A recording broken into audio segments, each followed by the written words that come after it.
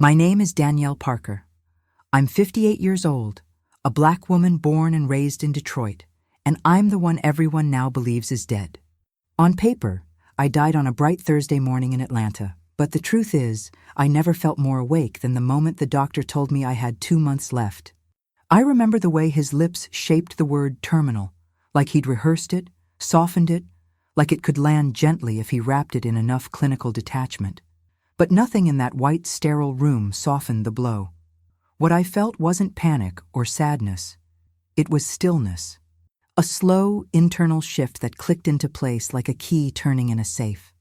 I didn't cry. I didn't ask for a second opinion. I didn't even flinch. I just sat there, nodded, and did the math. 2 months, that's 60 days. That's approximately 1,440 hours. That's long enough to figure out exactly who's been loving me and who's been waiting for me to die.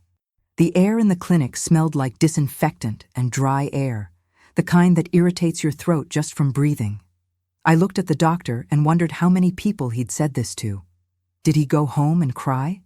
Or did he pour a drink and let the day melt off his shoulders like everyone else? I stared at my reflection in the window behind him, not because I cared how I looked, but because I needed to see myself hearing it. I wanted to see my own face receiving a countdown. I thought I'd be scared, but fear didn't come. What came instead was clarity. Sharp, cold, clean. I wasn't worried about pain or chemo or dying in a hospital bed. I was worried about who would pretend to mourn me, who would show up with tears that smelled like opportunity. I had spent decades building a life made of glass and gold. Real estate, stocks, trust funds, philanthropic fronts. But none of that meant a damn thing if I handed it over to someone who smiled at me with their hands behind their back.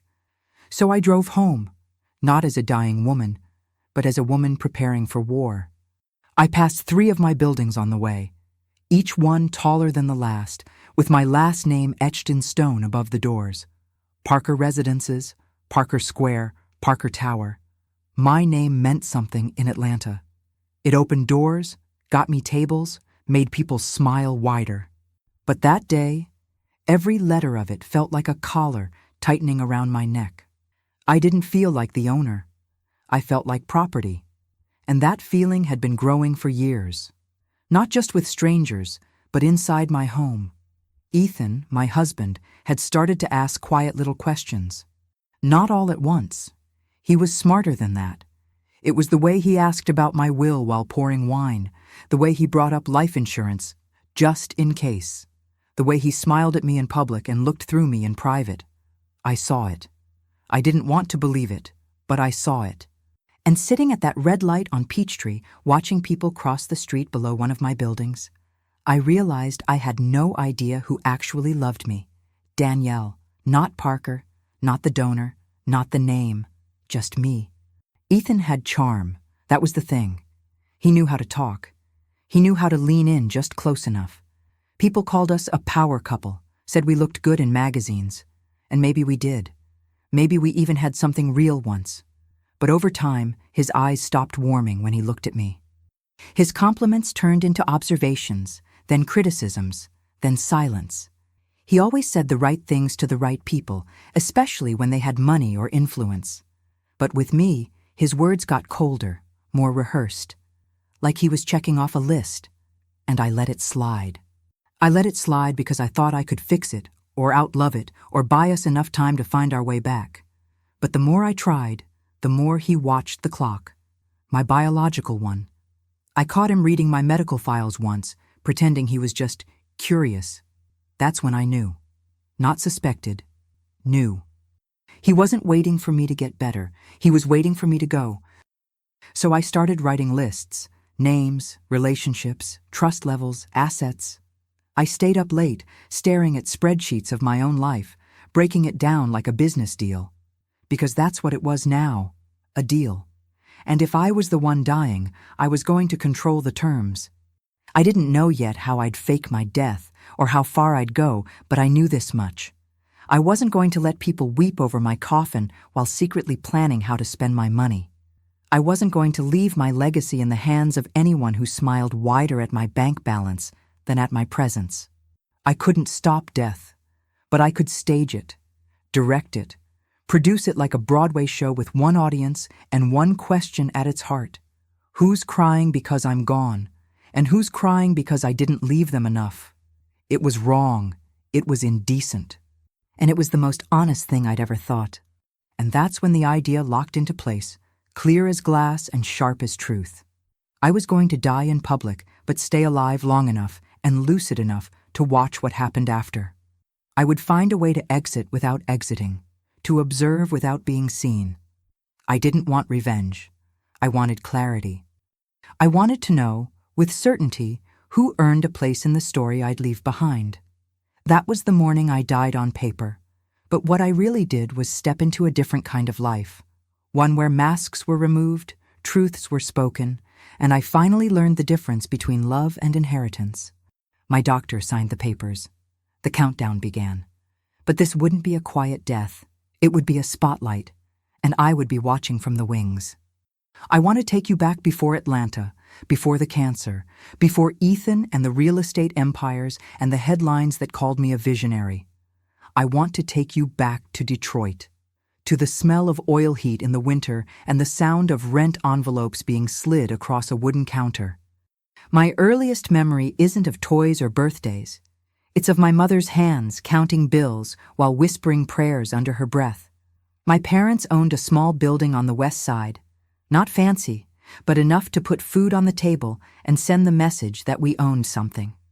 I used to sit behind the desk on weekends, swinging my legs and watching grown men avoid eye contact as they handed over cash. I didn't understand the weight of it back then, but even at 7, I could feel the hush in the room when money was involved. My father was the soft one. He called people sir, even when they owed months. My mother? Evelyn Parker had a spine made of steel rods. After he died, just dropped one day fixing a busted pipe in apartment 2B, she became unbreakable. That's when the whisper started in my ear. Love is nice, but a will? A will is sacred. Losing my father cracked something open in our family that never quite closed again. We were supposed to mourn together, but instead, we split like wood. Aunts and uncles we hadn't seen in years showed up like they'd been there every Sunday.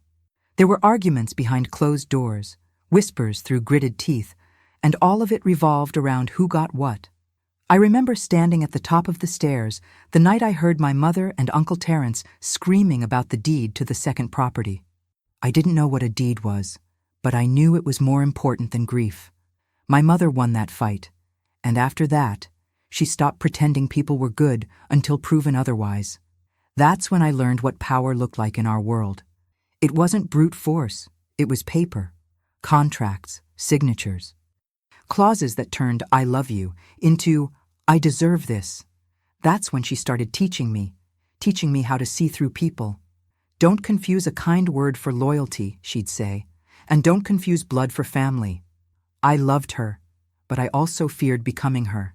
And yet that's exactly what happened. Lila was always different. Younger than me by 5 years, lighter in every way, skin, voice, spirit. She cried easily, laughed fast, and got away with everything. I envied her freedom and hated how often I had to clean up after it. When she ran off with a boy from the neighborhood and came back broke and bruised, guess who paid for her lawyer? When she maxed out the credit card Mama gave her for groceries, guess who covered the debt and pretended it never happened? It was always me. I became the one people leaned on, the one expected to hold the line, to stay rational, to say no when no one else could. But there was a cost. I began to associate love with responsibility, with burden, with silence. I started to believe that if people needed me enough, maybe they'd finally love me for who I was, not just for what I solved. I buried myself in work, in studies, in being the kind of woman Evelyn could admire, even if she never said it out loud. And when I left Detroit for college in New York, I swore I'd never let anyone put a leash around my life again, even if it came disguised as family. But family secrets don't stay buried just because you move away. The first time I came home for Thanksgiving after my father's death, I noticed a framed picture missing from the hallway. When I asked, Mama told me flatly that she'd burned it. Too many ghosts, she said. That was the year I found out there was another will. One my father wrote 2 years before his death, one that left a portion of the buildings to his brother. My mother had hidden it, destroyed it, and built our future on the ashes of that signature. I don't know if I respected her more or feared her more after that. Maybe both. But something inside me shifted. I stopped believing in fairness. I stopped expecting transparency. I began to understand that what people said in the light was never as honest as what they planned in the dark. That realization sat in my chest like a rock. I carried it through every decision I made after that, from the way I protected my own estate to the way I measured every relationship, including my marriage. My mother taught me to love smart, not soft. And God help anyone who tried to cross what was mine. The more I grew into my name, into Parker, the less I felt like Danielle, and that scared me. I wanted to be warm, open, forgiving, but life kept rewarding the opposite. People respected power, not vulnerability. They obeyed strength, not kindness. So I leaned into the role. I made the money. I protected my assets. I built a public image of elegance and control while quietly drafting my own escape plans for every relationship that got too close. When I met Ethan, I thought, foolishly, that I'd finally found someone who could hold both sides of me. The businesswoman and the bruised girl from Detroit. But in time, I saw the same dance in his eyes that I'd seen in relatives after Daddy died. The smile that stretched too wide. The questions that circled money like vultures. That's when I realized I had spent my entire life preparing for betrayal. It wasn't that I didn't trust Ethan. It's that I didn't trust anyone. Because in my world, affection came after accounting. Every embrace had a receipt. Every "I love you" could be revoked in probate court.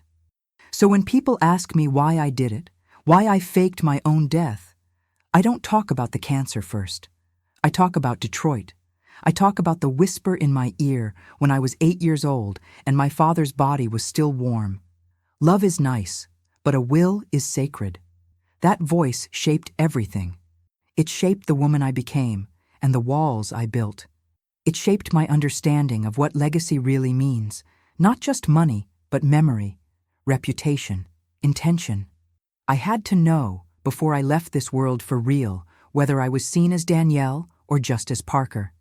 I had to know who loved me and who loved what I left behind, and the only way to do that was to disappear, to pull the curtain back and see who danced when they thought the stage was theirs. That's why I'm telling you this now. Because before I could fake a death, I had to understand why it was the only truth I could trust. My 30s looked glamorous on the outside. Power heels, corner offices, charity galas with my name on the invitation. But the truth is, I was lonely in a way money couldn't fix. I was living between New York and Atlanta, juggling a Harvard MBA and a board seat at the Parker Foundation, running real estate deals during the day, and pretending I liked caviar at night. Men didn't know what to do with me. The black ones were often intimidated. The white ones liked me until the check came and I offered to pay. They loved the idea of me, this poised, elegant, well-spoken success story. But the moment they realized I made more than their fathers, something in their eyes shifted. They'd laugh too loudly at my jokes, correct me on things I knew better than them, or tell me I was too much when I dared to speak plainly. I started thinking love just wasn't in the cards for women like me. And then Ethan walked in like he'd been sent to prove me wrong. Smooth, confident, the kind of man who held doors and conversations with equal ease. He didn't blink at my resume. If anything, he admired it. Or so I thought. Ethan told people he was self-made, and maybe parts of that were true.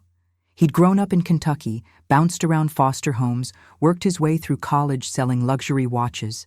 He had that polished, magazine-ready charm that made people lean in when he talked.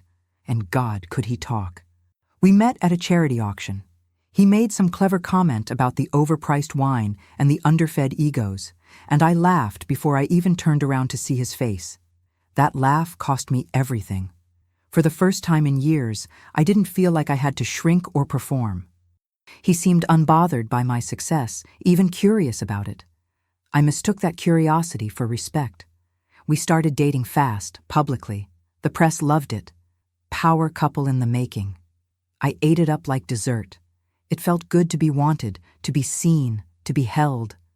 I didn't know back then that you can be held by someone who's already counting what's in your pockets. I thought I was building a life with a partner. I didn't see that he was mapping a path toward my fortune. The prenup should have been my first clue. I remember sitting in the lawyer's office, going over clauses that protected everything I'd built before Ethan. My mother insisted on it. She didn't trust how quickly he'd moved into my life, and neither did my advisors. But Ethan? He played it cool. Laughed, joked, said, "You're the empire, baby. I'm just the lucky fool who gets to love you." Everyone chuckled. I smiled. But in the car afterward, he didn't say much. His jaw was tight. He looked out the window the whole ride home. That was the first crack. Tiny, but there. I told myself it was pride. I told myself any man would feel some type of way being reminded of the power imbalance. I tried to smooth it over with a weekend in the Bahamas, a Rolex he admired once, soft words in bed. I didn't want to fight. I wanted a future. So I chose the version of the story that let me sleep at night. But the crack stayed. It widened every time I signed something without needing him. Every time someone looked at me before they looked at him. Our wedding was beautiful. Vineyard in California, private ceremony, string quartet, Maya, my daughter from a college relationship, standing proudly beside me in a powder blue dress. I wore a custom gown, and Ethan cried when I walked down the aisle. Or maybe he just got something in his eye. People said we looked like royalty. I felt like it for a while. We bought a home in Buckhead. We hosted fundraisers, gave speeches, had dinner with people who appeared in Forbes. I gave him access to my world. He gave me a version of love that felt good enough. When Maya was born, something shifted again. I hoped fatherhood would root him deeper into us, but it was like watching someone play a part he hadn't rehearsed well. He showed up, yes, but the warmth didn't stick. He held her like a prop, smiled for the camera. But when the lights went down, so did his energy. I raised her. I made the schedules, the decisions, the sacrifices. He made appearances. At some point, I stopped noticing the drift between us and my assets. It became normal. I didn't realize how much had shifted until one night, maybe 7 years in, when I caught him standing in my home office, staring at a document on my desk. It was a trust draft I'd been reviewing. Maya's education fund, my updated charitable provisions. Nothing secret, nothing scandalous. But the way he looked at it, like he was trying to memorize numbers, timelines, who got what. I asked what he was doing. He smiled, said he was just curious, that it was all so impressive. That night I couldn't sleep. I lay next to him and stared at the ceiling, my mind circling every question he'd asked over the years. Every time he'd brought up life insurance. Every time he'd said, "You really don't need all that, right?" With a laugh that didn't reach his eyes. I replayed conversations I'd ignored, glances I'd explained away. And in that stillness, I saw the truth I'd been too proud to face. Ethan didn't marry into my life. He married toward my inheritance. It wasn't a love story. It was a long, slow transaction. And that was the moment everything changed for me. The moment I realized Ethan hadn't married into my life. He'd married toward my inheritance, like it was a finish line. He hadn't just accepted my wealth. He'd studied it, waited on it, and planned around it. I was never the destination. I was the detour on his way to the treasure. That night, I didn't cry. I didn't pack a bag or call a lawyer. I just lay there, staring at the ceiling, and let the truth sit in my chest like a second heartbeat. Because now, I finally understood what kind of game I'd been playing, and who was really keeping score. There's a specific kind of silence that comes right after the word biopsy. It's not just in the room, it's in your bones. I remember gripping the paper gown tighter around my body, like it could hold me together. The room was cold, the kind of cold that settles under your skin. I stared at a crack in the tile on the ceiling and thought about how long it had been since I let myself slow down. All my life, I had been fighting, building, leading, managing. And suddenly, I was the one being managed. My body became this unpredictable braking machine. Tests, pokes, Needles. First, it was my breast, then lymph nodes, then more scans, more waiting. Chemo hit me like a slow war. It wasn't loud. It was creeping. My hair came out in clumps in the shower, and I'd stand there too weak to cry, just watching it swirl into the drain. My skin turned gray, my appetite disappeared, and every time I looked in the mirror, I saw someone I didn't recognize, a ghost wearing my name. But what terrified me most wasn't dying. It was the thought of dying and leaving everything I worked for in the wrong hands. I couldn't stop thinking about Ethan, how his questions started shifting. He used to ask if I needed soup. Now it was, did we ever update the beneficiaries on that life policy? Or, what happens to the foundation if you go early? He never said, die. He said, go, like it was a flight I might miss. I'd nod. I'd lie. I'd pretend not to hear the calculation under his concern. There were moments when I thought maybe I was being paranoid. Maybe it was just bad timing, bad wording. But then he'd follow up with things he shouldn't have known. Dates, clauses, numbers from papers I hadn't shown him. And I started to realize something sickening. While I was fighting to stay alive, he was preparing for my exit. Not emotionally, legally, financially. Like he was standing at the finish line, clipboard in hand, waiting for me to collapse. It made every pill harder to swallow. Every treatment felt like a countdown, not a cure. I'd lie awake at night with pain deep in my bones and wonder if I was crazy for thinking the man I married was already measuring my absence. Maya didn't take it well. She never does when things go off script. She was in her late 20s, independent, sharp like her grandmother, but full of this resentment she couldn't fully articulate. I'd built her a world she didn't ask for, private schools, inheritance, safety, and yet I was never there the way she wanted. Now that I was sick, she didn't want sympathy. She wanted answers. We'd sit across from each other and talk around things. She'd ask how I felt, but her tone was clipped. I could feel her judgment even in her silences. She was angry that I was powerful, and angry that I had let myself become vulnerable. It didn't help that she never liked Ethan. Said he was too polished, too performative. I used to defend him. Now I just stayed quiet.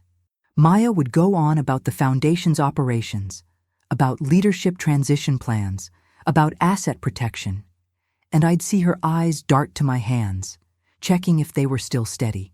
She was grieving me in real time, and I wasn't even gone yet. It was grief mixed with unfinished business. And I didn't know how to ask her the real question.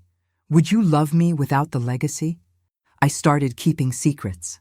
Not big ones at first, just details. Where I stored my documents, what lawyer I called. I stopped updating Ethan on new test results. I stopped answering Maya's hypothetical what-ifs. I needed time. I needed clarity. Every time I thought about signing the final version of my will, I froze. Because who could I trust? Blood had failed me before. Ethan was a mask I no longer believed in. And even Maya, God, I loved her. But she had her own ambitions now. Her own ideas about who deserved what. And part of me didn't want to hand her the weight of my empire just because she was mine. I started questioning everything. Every kindness, every visit, every tear. Was it real or was it rehearsed? I was so exhausted from the treatments, but the mental math never stopped. I began thinking that maybe death wasn't the worst part. Maybe the real tragedy was dying surrounded by people who only saw you as a vault. That's when Dr. Harris became more than a doctor to me. He'd been treating me since the beginning. Older, kind, with a sadness in his eyes that told me he'd seen too much. One day, after another long session, I looked at him and just asked, "How dead does a body have to be declared gone?" He didn't laugh, didn't blink, just stared at me like he knew I wasn't joking. I told him I was tired of not knowing who was who. That I needed to see people for who they were when they thought I was no longer watching. He said nothing for a long time. Then he told me stories, not names, just patterns. Families torn apart the second money was in the air, brothers suing sisters, husbands remarrying before the body cooled. I asked him again, softer this time. How dead does someone have to be? And he said, legally, just enough to fool the machines. That was the moment something dangerous and clear clicked in me. If I couldn't trust the living, maybe I could trust what they did when they thought I was already gone. This chapter of my life ended where it began, with my body failing and my heart refusing to give up. I was fighting cancer, yes, but I was also fighting every invisible thread pulling on my legacy. I was watching Ethan circle my estate like a vulture in a suit. I was watching my daughter struggle to separate my love from my money. And I was watching my own belief system collapse under the weight of reality. I didn't want to pretend anymore. I didn't want to smile and nod while people positioned themselves around my deathbed. So I asked the question no terminal patient is supposed to ask, how dead is dead enough? Because if I was going to go, I needed to know who would show up, and more importantly, why. If hell exists, there's a seat with my name on it. And it was reserved the night I sat in Dr. Harris's office and asked him to help me fake my own death. I didn't whisper. I didn't sugarcoat it. I said it out loud, like a woman asking for a second chance with full knowledge that it came at the price of a sin. He looked at me for a long time, didn't blink, didn't ask why. Maybe he already knew. Maybe he saw enough families like mine to understand before I explained. I laid it out plainly. I needed a way out. Not from the cancer. That part was already written. I needed out of the cage I built with Ethan's name engraved on the bars. I needed to know, once and for all, who loved me and who loved the empire. Dr. Harris didn't say yes that night. He just locked the door, pulled the blinds, and said, "Start from the beginning." I did. I told him about the money, the lies, the greed, the silence. I told him I didn't want to leave this world blind to the truth. When I stopped talking, he sighed, said, "Legally, it's impossible. Medically, maybe not." And with those words, we began designing my death. I should have felt evil. I should have felt fear. But what I felt, more than anything, was control. For the first time in years, I was making the rules. Dr. Harris began researching old clinical studies on deep sedation and metabolic suppression. Drugs that slowed the heart to a whisper, cooled the body, mimicked the exact signs of biological death without actually letting the soul slip out.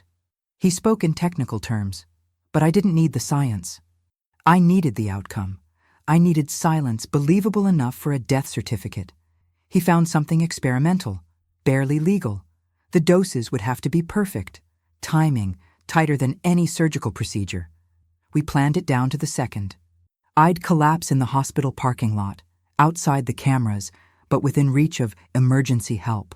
He'd declare me unresponsive. A fake code blue would be called. Resuscitation would fail. Paperwork would move fast. The body, my body, would be secured before anyone could touch it but him. No open casket, no autopsy, no second opinion, just grief, shock, closure. I remember looking him dead in the eye and saying, "You'll have to make the state of Georgia believe I'm dead." He nodded slowly and said, "Then you'll have to die like you mean it." Next came Mr. Green, my lawyer of 30 years, the man who sat beside me when I bought my first property, who handed me tissues during my divorce from Maya's father, who made Ethan sign our prenup with a neutral face. I invited him to the same office where I used to finalize million-dollar mergers, only this time the deal was my own disappearance. I told him everything. Not with pride, but with the kind of brutal honesty that only comes when you've got nothing left to lose. He looked older than I remembered. Tired. Worn from carrying secrets, not his. He didn't interrupt me, not even once. When I finished, he leaned back, crossed his hands, and said, "Do you understand what you're asking me to do?" I said yes. And then he asked the only question that really mattered. Who will benefit from this death? That's when I broke. I cried, hard, for the first time in months, because I didn't know. Not yet. That was the point. I needed to know who would mourn me and who would move in on my chair. And to get that answer, I needed Green to help me lie to every system we had spent our lives navigating together. The night before my death was ordinary in every way that hurt. I made dinner with Ethan, grilled salmon, asparagus, wine. He talked about some gala we were skipping. I nodded, smiled, wore a dress he liked. I watched him eat and wondered if he'd ever loved me, even once. He didn't notice anything different. Not the extra glance I gave the living room where Maya took her first steps, not the way my fingers lingered on the edge of the counter, not the way I looked at him when he wasn't looking. I wanted to say goodbye, but I couldn't trust my voice not to shake. So I said nothing. I went to bed next to the man who would deliver my eulogy, knowing he had no idea it would be a performance for the woman listening from inside her own coffin. I stared at the ceiling for hours, memorizing the patterns in the plaster. My phone buzzed once. Doctor. Harris confirming we were still on. I turned off the screen, kissed Ethan's shoulder like I had done 1,000 nights before, and whispered into the dark, "Goodbye." He didn't hear me. Or maybe he did and pretended not to. That was always our thing. What haunted me most wasn't the deception. It was the goodbyes I didn't say. My mother, Evelyn, sharp as ever, stubborn as always, still believed I'd outlive her. I couldn't break that faith. My sister Lila, who leaned on me too often, who blamed me too loudly. I didn't trust her with the truth. And Maya, my daughter, my pride, my failure in so many ways. I didn't know how to tell her that I needed to vanish to find out if she ever saw me as more than a name on a will. I left her a letter, sealed, no return address. It would arrive after the funeral. I wrote it in the middle of the night, after packing my life into silence. I wrote about love, about disappointment, about power. I didn't explain the lie. I didn't ask for forgiveness. I just told her that sometimes, to know what's real, you have to burn the stage and see who shows up when the curtains fall. It was the most honest thing I'd ever written, and it felt like my own obituary. I signed it, folded it, and tucked it into the hands of Mr. Green, who promised to deliver it at the right time. Not before, not after, exactly when it would hurt the most. By the time I walked into the hospital parking lot, I felt like a ghost already. Hair covered in a scarf, oversized coat, no makeup. Just another sick woman losing to something invisible. Dr. Harris was waiting. We didn't speak. He handed me the vial. I took it in the car. The effects came fast, heart slowing, vision softening, breath shallow like a whisper. I stumbled out of the car, collapsed where the cameras couldn't see. Sirens, rushed voices, hands on me. Then darkness, cool and deep. I remember thinking, just before I slipped under, this better be worth it. And as my heartbeat faded, as the last sound I heard was someone shouting, "Code Blue!" I let go, not of life, but of everything I pretended to believe in. This was the plan. This was my choice. A lie told at the edge of truth, just to answer one question. Who will mourn me, and who will move in on my chair? They zipped the bag too fast. I wasn't fully under when it happened, and I still remember the sound. The rough plastic dragging over my ears, the pressure of the zipper locking in a life I hadn't quite left. Inside the body bag, it was cold. Not just from the sedatives, but from the awful silence that comes when you're not dead, but expected to be. I couldn't speak, couldn't scream, couldn't move, just hear. They thought I was gone. I was supposed to be. But the drugs didn't push me far enough, and that was the blessing and the curse. Because what came next was the thud. The hollow final slam of the casket lid, sealing shut. I was inside. I was alone. And for the next 2 hours, I would learn more about the people I loved than I had in a lifetime of looking them in the eye. Nothing prepares you for what it's like to attend your own funeral in the flesh. You expect heartbreak, maybe some regret. What I got was a live broadcast of betrayal, denial, and shallow grief. And I had no choice but to absorb it all, still, frozen, and too conscious for my own good. My mother's cry was the first real thing I heard that pierced the sedative fog. It was raw and fragile, the sound of a woman who had already buried one love and now believed she was burying the only child who ever stood still long enough to carry her pain. She said my name like it was a question, like if she said it with enough sorrow, I might answer back. For one split second, I wanted to. I wanted to find some way to move, to let her know I was there. But my body didn't listen. That moment ripped something out of me. Guilt, mostly. Then came Lila. Of course it did. My sister's tears were wet but weightless. They fell too easy. And while she clung to my mother, I heard her whisper, so faint, but not faint enough, that someone should check on the deed for the lake house. She said it like a reminder, a task. I wasn't cold yet, and she was already sorting through keys. I shouldn't have been shocked. Lila always needed saving, and I had always done the saving. I just hadn't realized how much she counted on me staying dead to finally own what she thought she deserved. The next voices were professional, polished, almost bored. My foundation's advisors. 2 of them murmuring near the front of the chapel like my body wasn't even there. One spoke of transitional leadership, the other about maintaining philanthropic momentum. They used words like legacy and structure, but I knew what they meant. They meant money, how to keep the donations rolling, how to make sure my name stayed useful even after I stopped breathing. They were already discussing the public statement, what date to use, which photo. One of them even chuckled when he mentioned how my death might re-energize interest in our scholarship program. I didn't feel grief in their voices. I felt strategy. And the worst part? They weren't wrong. I built something real. But even real things get eaten by the machine when you're no longer around to steer it. I had asked to die to see who would show up. Now I was watching them all perform. Some with tears, some with spreadsheets. And the longer I lay there, the more I realized that death, mine at least, was more productive than my life had been in years. Then I heard her. Maya, my daughter, my blood. Her voice didn't shake like my mother's, didn't drip like Lila's, didn't plot like the advisors. It cracked. She stood near the pulpit and said my name quietly. Not Mom, just Danielle. That alone told me how far we'd drifted. She tried to defend me, said I was complicated, said I loved too hard and worked too much. She said I gave more to the world than I gave to her, and it hit like a scalpel, because she wasn't lying.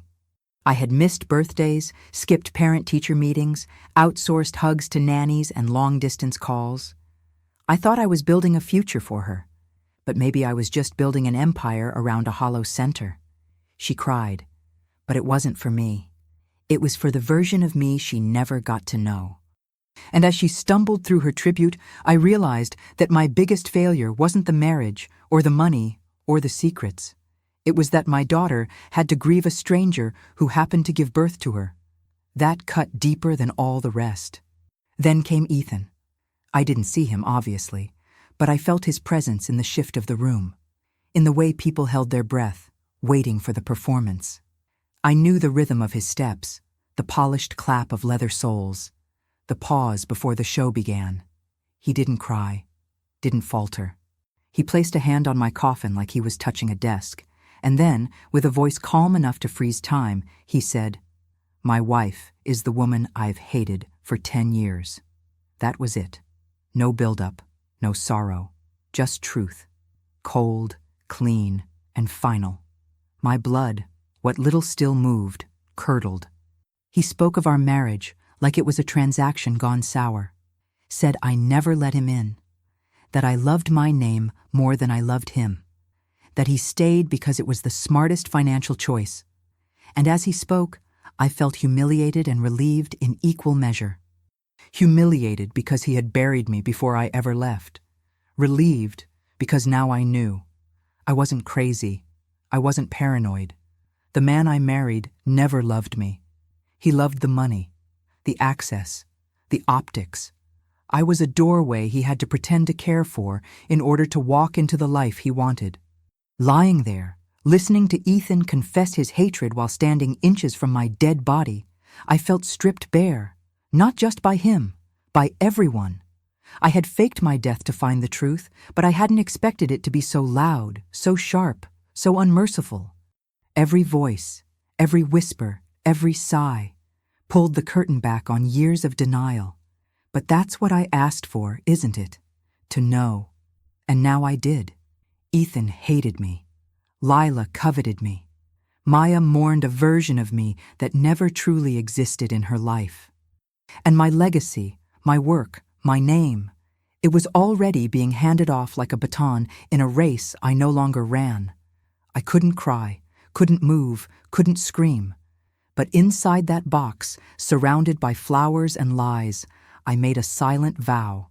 I would wake up. I would get up. And I would deal with each and every one of them. Because if my death was this revealing, then my return would be unforgettable. That coffin didn't just hold my body. It held the beginning of everything that would come next. The first thing I remember is the burn. Not fire, not heat, more like a silent rising flame inside my chest that reminded me my heart had restarted and wasn't happy about it. I opened my eyes but couldn't see much at first.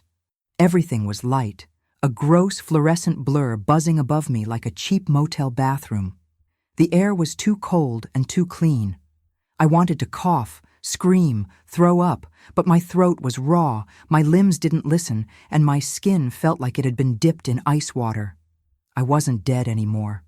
That much I knew, but I wasn't fully back either. My body felt like a draft copy of something that wasn't supposed to exist.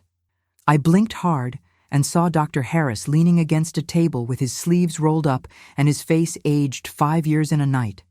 Mr. Green was next to him, holding a stack of documents like it might explode. My death had worked. The world thought Danielle Parker Cole was gone. The woman underneath the silk lining of that casket had officially ceased to exist, and now I was looking into the eyes of the only 2 men who knew she hadn't. Dr. Harris didn't say anything at first, just walked over and put a glass of water next to me like I had just woken up from a nap instead of medical purgatory. My hands were shaking too hard to hold it, so he had to steady the cup for me. I remember whispering something like, "Did it work?" And his nod came slow, heavy, full of something between relief and regret. Mr. Green pulled a chair close and sat, like his bones had given up pretending to be strong. He handed me a phone. It was already open to a news article. I saw my name, my full name, next to the word late. The late Danielle Parker Cole. There was a photo of me smiling at a ribbon-cutting ceremony 2 years ago, and a headline calling me a visionary businesswoman and beloved philanthropist. I felt sick. Seeing yourself memorialized while your heart is still thudding inside your chest is a special kind of horror. It's like attending your own murder trial and realizing they already picked out the flowers. That morning, I think it was still morning, I watched the world move on without me. News alerts, social media posts, photos of candlelight vigils outside one of my buildings, people mourning in press releases, eulogizing in captions. I saw Maya's post, a black and white photo of us when she was little. The caption read, "I wish I had more time to understand her." That did it. That cracked whatever little shell I had been trying to keep around my heart. Because even in death, I could feel that sentence more than I ever felt her hugs in the past 10 years.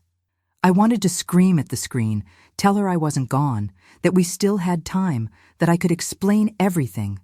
But I had chosen this silence. I asked for it, planned it, paid for it. Now I had to sit in it. Once my hands stopped shaking, I reached for the legal pad Mr. Green had brought. We both knew what came next. Lists, names, numbers. My mind didn't go to memories. It went to ledgers. My mother, Lila, Ethan, Maya, cousins I hadn't seen since the 90s, employees who stayed through the worst, friends who suddenly remembered me now that I was dead. I began sorting them into columns in my mind.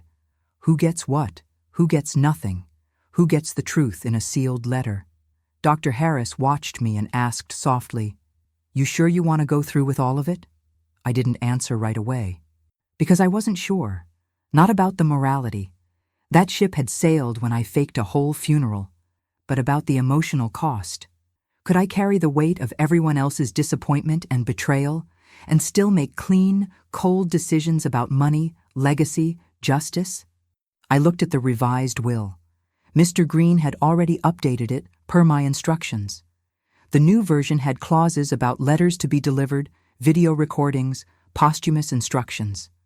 I was setting the stage for a different kind of haunting. No ghosts, just revelations. I was going to make sure everyone got exactly what they earned, good, bad, or nothing. I felt guilt rising in me, yes, for the lies, for the cruelty of leaving people to grieve a woman who wasn't actually gone. But that guilt was met, blow for blow, by another feeling, fury. Raw, sharp, unapologetic fury at how easily they had begun to shift toward the assets, the money, the foundation, the board seats. Ethan's voice haunted me still. My wife is the woman I've hated for 10 years. It looped in my head like a song lyric I couldn't shake. That sentence didn't just confirm my worst fears, it gave me purpose, fuel, direction. So there I was, legally dead, physically wrecked, emotionally flayed, and more awake than I'd been in years. That room, cold and humming with quiet machines, became my war room, my hiding place, my sanctuary. I wasn't going to spend my last days begging for love. I was going to spend them setting the record straight. The Danielle the world had just buried might have been weak, lost, confused, but the Danielle who woke up in that funeral home was crystal clear. I wasn't going to haunt them. I was going to rewrite their futures. One name, one clause, one truth at a time. The days after my fake funeral became a strange kind of exile, the quietest and most dangerous stretch of my life.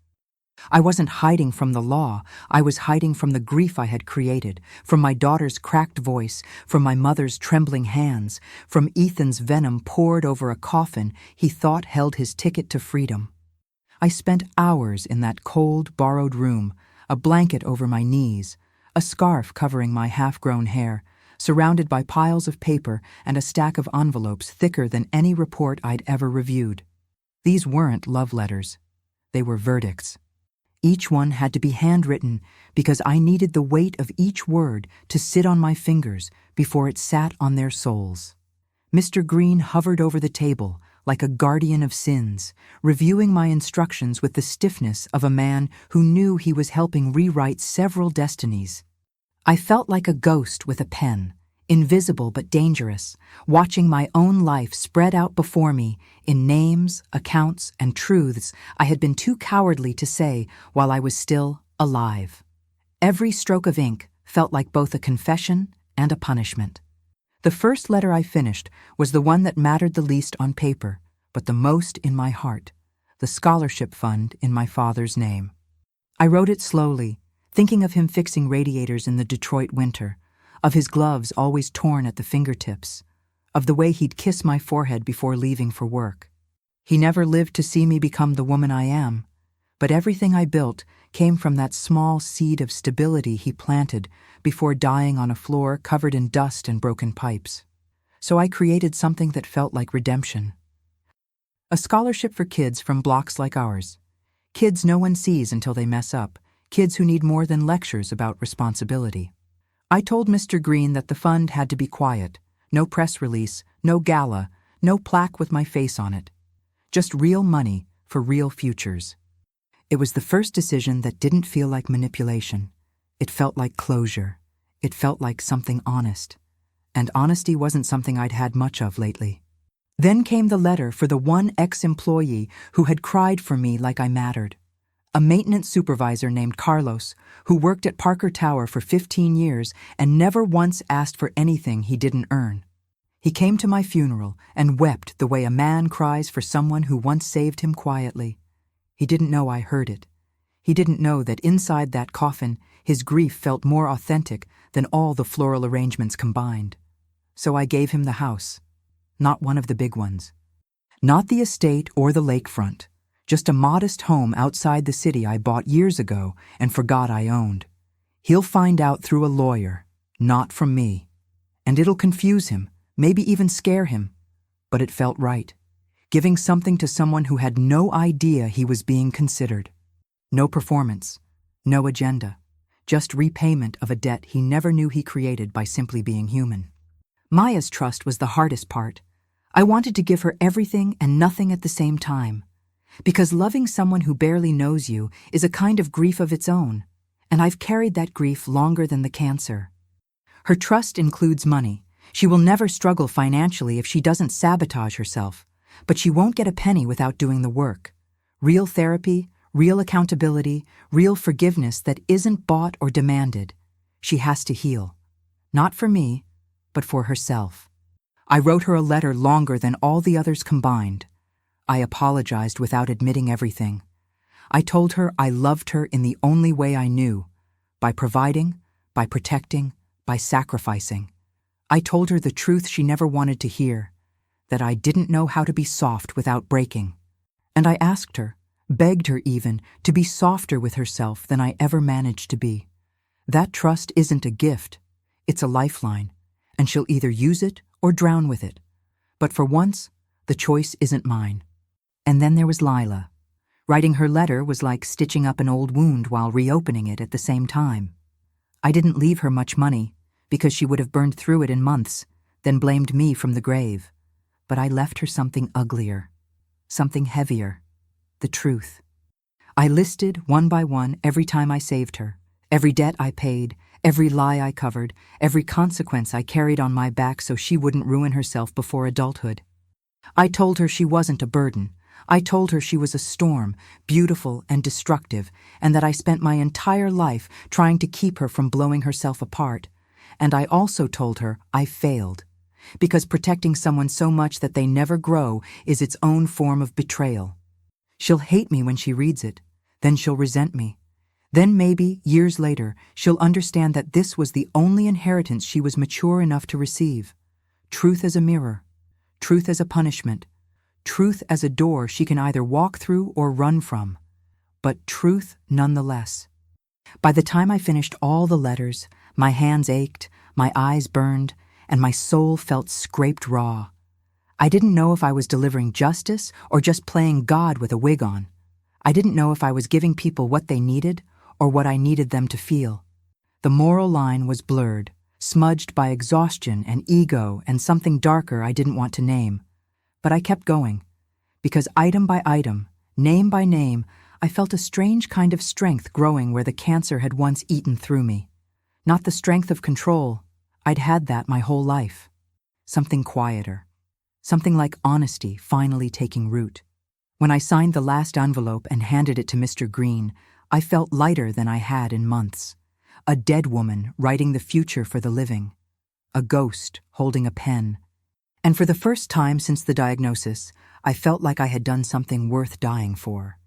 I couldn't leave the world, not even a fake version of it, without facing Ethan, the man who stood over my coffin and said he had hated me for 10 years. Those words lived in my skull like an infection, pulsing whenever the room went quiet, reminding me that even death, or the illusion of it, couldn't free me from what our marriage had been. So I told Mr. Green I wanted one last act, one more performance before I disappeared for good. We set up a private meeting, disguised as a posthumous message that would be delivered only to Ethan. I recorded that video in a dimly lit room, a scarf over my patchy hair, shadows hiding how hollow my cheeks had become. I looked straight into the lens and spoke to him like I never had in life. I said his name slowly, carefully, like I was peeling it off my tongue.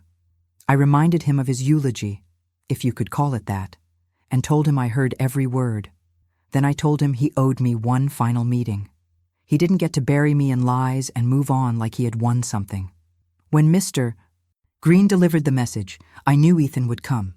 Hatred, after all, is a kind of tether. He arrived exactly on time, just like I knew he would. Men like Ethan are obsessed with timing. They think it makes them look powerful. The room we chose was sterile and bare, a rented office with no windows and one flickering lamp. When he walked in, he froze like he'd seen a ghost, which, in a way, he had. I was thinner, pale, wrapped in a coat too big for the body cancer had carved down. But I was still me, alive, breathing, watching him. His first reaction was shock, raw, ugly shock that cracked through his perfect posture. Then came fury. Red-faced, nostrils flaring, he demanded to know if this was some kind of joke, accused me of manipulating him one last time. After that came fear, the kind that doesn't show in a scream but in silence. He stared at me like I was something supernatural, something he couldn't control or predict. And then, for a heartbeat, I saw something else flicker in his eyes. Relief. The kind you don't admit even to yourself.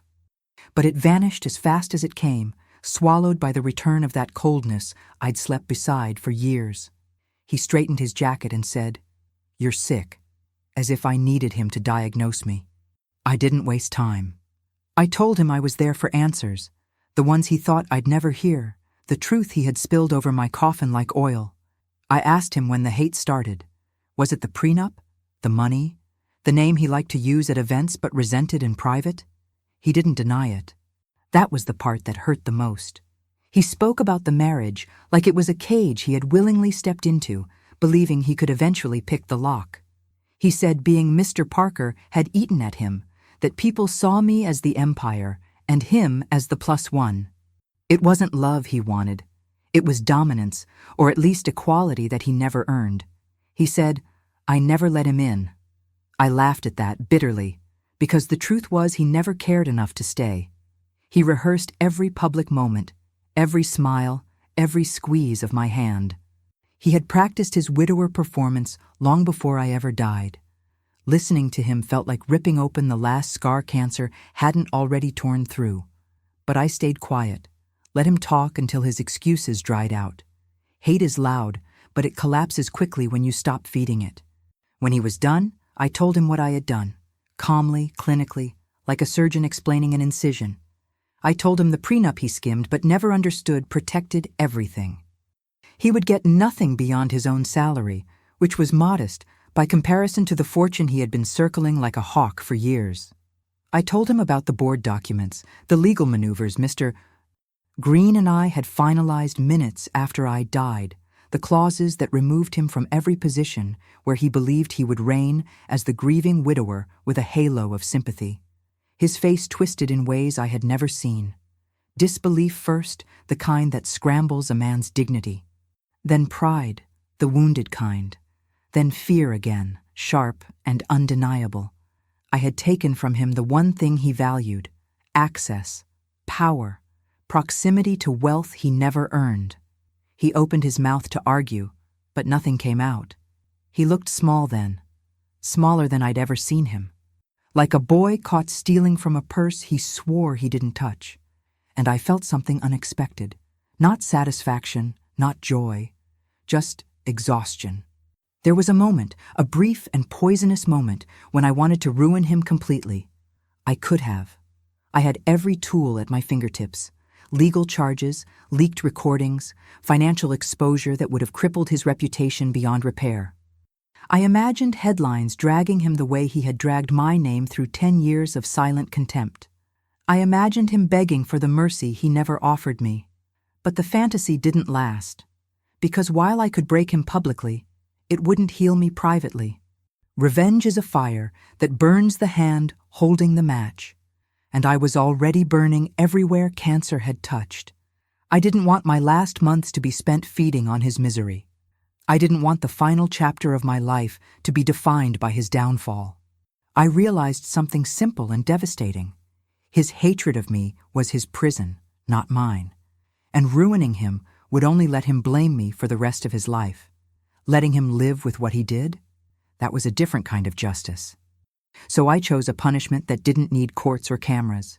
I let him live. Ordinary, small, without my last name, without my money, without a single board seat or trust fund or connection he could leech off. I stripped from him the illusion that he had ever deserved any of it. I left him with exactly what he had brought into the marriage, himself. A man hollowed out by ambition he never had the discipline to fulfill. A man whose greatest achievement was standing beside me in photographs. A man who confessed hatred over a coffin and now had to live with the fact that the woman inside had heard every word. When he finally walked out of that room, shoulders rigid, jaw tight, pretending he wasn't shattered, I felt nothing. Not victory, not peace, just release. For the first time, I wasn't carrying him.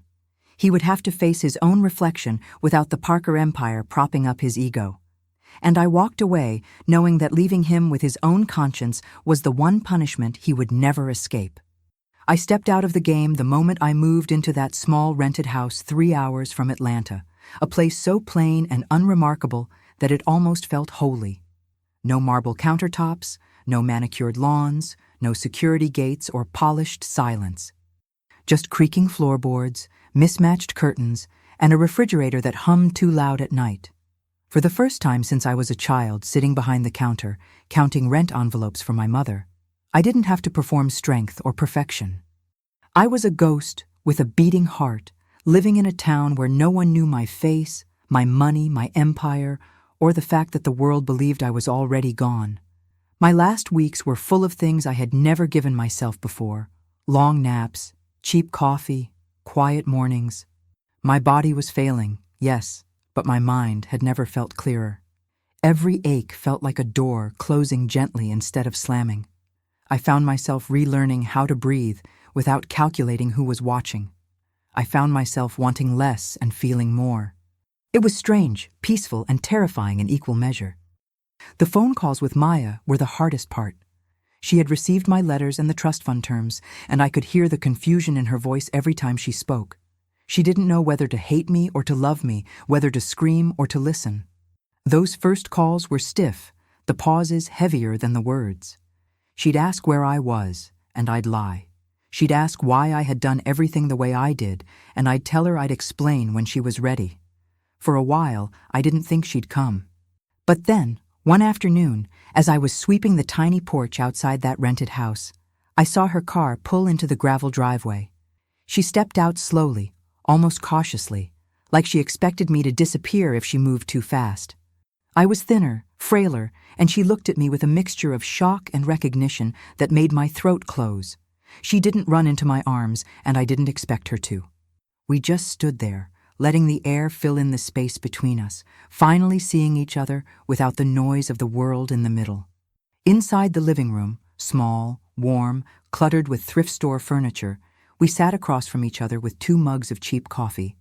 No Parker estate, no Cole mansion, just a room that held no history except the one we brought in our chests. Maya stared at me like she was trying to decide if she was allowed to forgive me. I didn't push her. I told her the truth of what I regretted, how money had become my shield, how success had replaced softness, how I had mistaken providing for being present. I told her I was sorry, in a voice that trembled in ways cancer hadn't caused. She spoke about her childhood, about the loneliness she carried quietly, about the resentment she didn't know how to put down. We didn't solve anything that day. We didn't hug away the years. But something shifted, something small and human. For the first time in a long time, we talked not as mother and daughter, but as 2 women who had both been shaped by the same pain in different ways. That living room became the place where our wounds finally had space to breathe. In the nights that followed, I found myself reflecting on everything I had spent decades avoiding. Regret has a specific temperature. It's warm, almost comforting, until it burns. I realized how often I had used wealth as armor, how I let it isolate me, how I built a world where I could control everything except the things that actually mattered. I forgave myself for the things I didn't know, for the softness I didn't learn until too late, for the mistakes I made believing they were forms of love. I forgave the girl in Detroit who thought strength meant saying nothing. I forgave the woman who kept choosing responsibility over joy. And in those late hours, wrapped in an old blanket on a couch with springs poking my back, I let myself feel something like release. Not joy, not peace, but release. A loosening of the grip I had kept on my own life. I knew I didn't have much time left, but for once, the countdown didn't feel like a threat. It felt like permission. I made one last change to my will, the kind that rewired the core of who I had been. I chose to leave more to causes than to people. More to the scholarships, the shelters, the programs that actually saved lives instead of the families who only remembered mine when they needed something. I kept enough for Maya to build something real, but not enough to drown her in the weight of my legacy. Ethan got nothing. Lila got the truth she needed. My mother got letters I prayed would ease her heart. And the rest of it, the bulk of what I had spent a lifetime gathering, I returned to the world that had given me more than I admitted. For the first time, my money felt like a tool instead of a weapon. For the first time, I wasn't afraid of dropping it. I sealed the final documents with a shaky hand and felt something quiet click into place inside me. an ending that actually made sense. And on my last night, in that rented house with its humming refrigerator and thin walls, I wasn't afraid. Not of dying, not of being forgotten, not of who would get what when I was gone. I stopped being Parker. I stopped being Cole. I stopped being the empire, the benefactor, the strategist, the woman hiding behind 10 different versions of her own strength. I was simply Danielle, black, flawed, rich, tired, and finally at peace with the woman I had been and the legacy I chose to leave behind. I let myself lie down, pull the blanket up to my chin, and breathe without calculation. Healing, I realized, wasn't about living longer. It was about dying lighter. And for the first time in my life, I felt light. Did this story move you? Which part hit the hardest? And where are you watching from? Let's meet in the comments. If you'd like to support my channel and help me bring more raw and powerful life stories like this, you can send a super thanks. Your support truly means the world. I'm waiting to hear what you think about this chapter. On the screen, you'll find 2 other stories I believe you'll love. There's so much more waiting for you here. Don't forget to subscribe. See you in the next life story, with truth, with love, and always with respect.